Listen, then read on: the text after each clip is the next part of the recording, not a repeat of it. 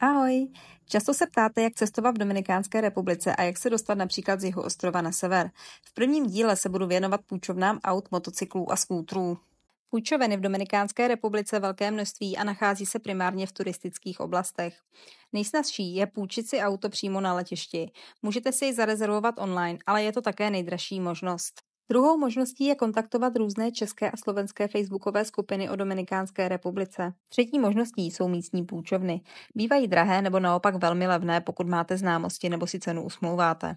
Pro zapůjčení potřebujete pas, řidičský průkaz, zálohu a věk minimálně 25 let.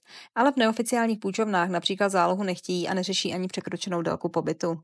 Jestli váháte, zda si půjčit auto či motorku, tak to záleží na vzdálenosti, kterou potřebujete ujet. Na krátké vzdálenosti je lepší motorka či skútr. V provozu je to rychlejší a hlavně levnější jak za půjčovné, tak pohonné hmoty. Na delší vzdálenosti si půjčte auto. Je to bezpečnější, převezete zavazadla a neřešíte nepřízeň počasí.